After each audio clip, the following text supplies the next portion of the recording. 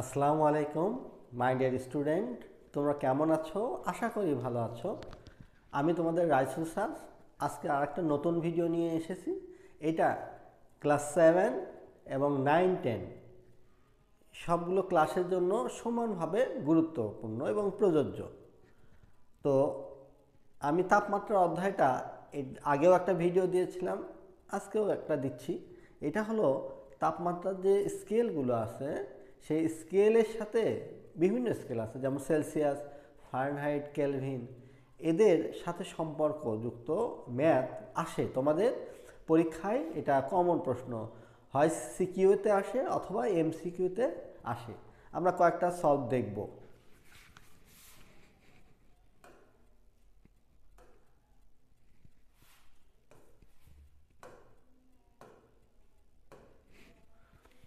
দেখো, এইরকম একটা অঙ্ক কমন আসে। স্টেমে একটা তাপমাত্রা থাকে, যেমন এখানে লিখেছি 30°C তাপমাত্রাকে ফারেনহাইট স্কেল ও কেলভিন স্কেলে প্রকাশ করো। এটা দুইটা অঙ্ক, আমি দুইটা একসাথে দিয়েছি। তাহলে আমরা কিভাবে করব? তাহলে প্রথমে মনে করো 30°C ফারেনহাইট স্কেলে প্রকাশ করব।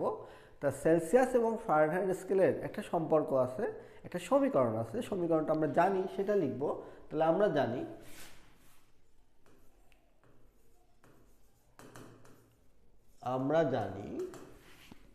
আজাবুদি, তাই না? আজা, তাহলে সি ভাগ 5 ইকুয়াল, যদি ফারেনহাইটে প্রকাশ করতে চাই, F-32/9, F-32/9। তাহলে এখানে আমার সেলসিয়াস স্কেলে তাপমাত্রা দেওয়া আছে, তাহলে কি লিখবো আমরা? বা এই 30/5 ইজ ইকুয়াল টু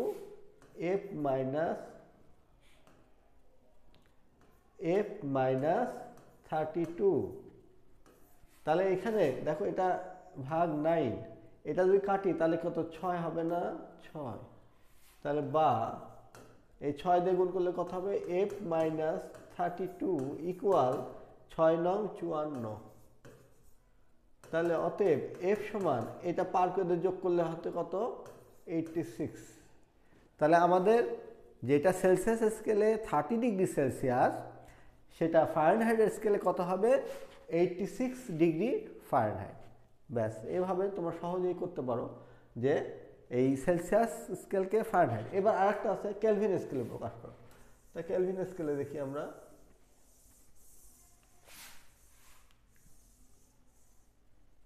তখন আমরা কি লিখবো জানো?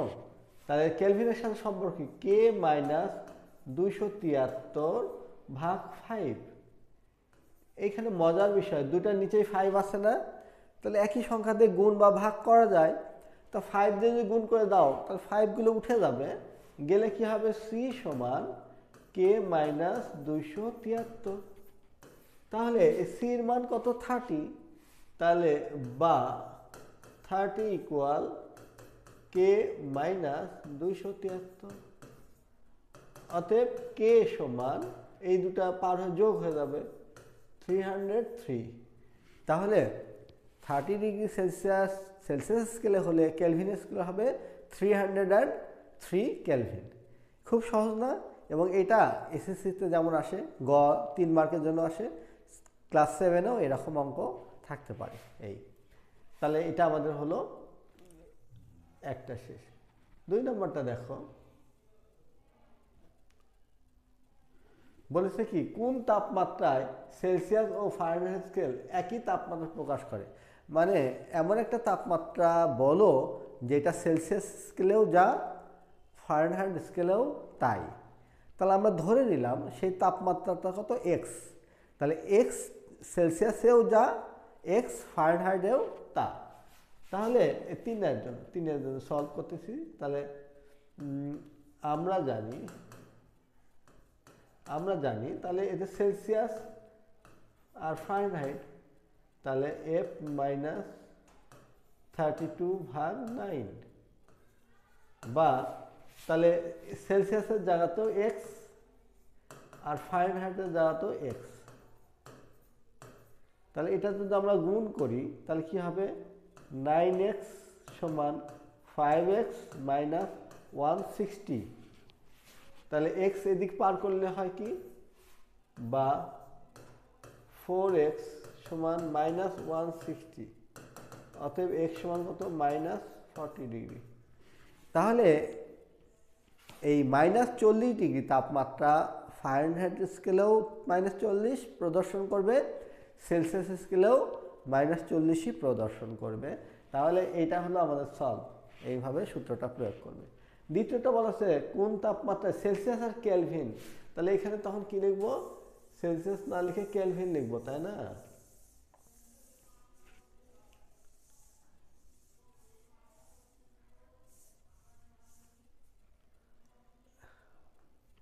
তাহলে সমান কি লিখবো, 5 সমান, এবার কেলভিন বলতেছি না, তাহলে K - 273/5, সেলসিয়াস আর কেলভিন তার দুটাই x লিখবো আগের মতো সেম।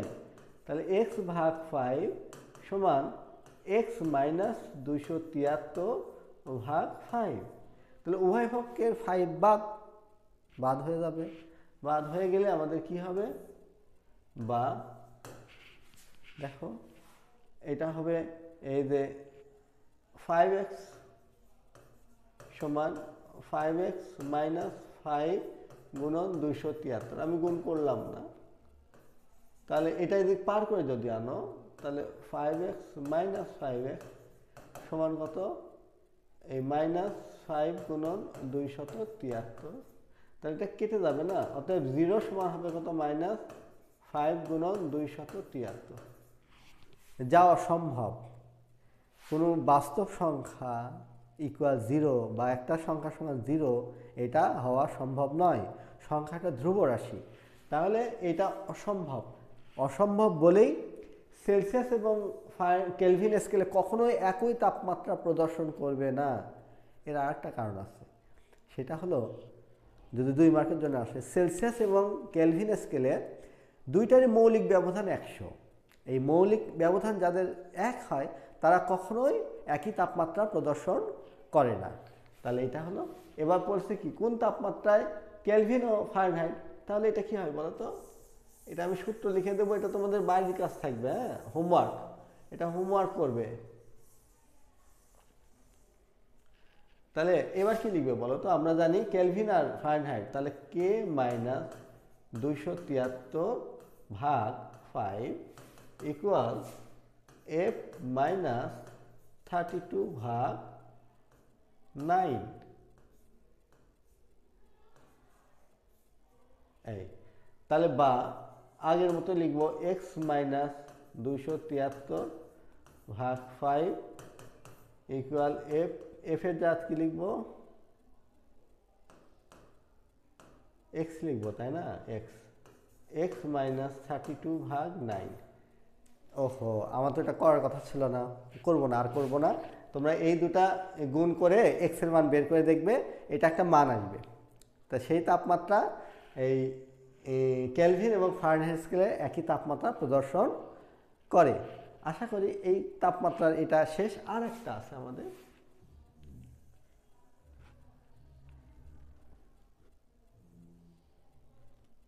দেখো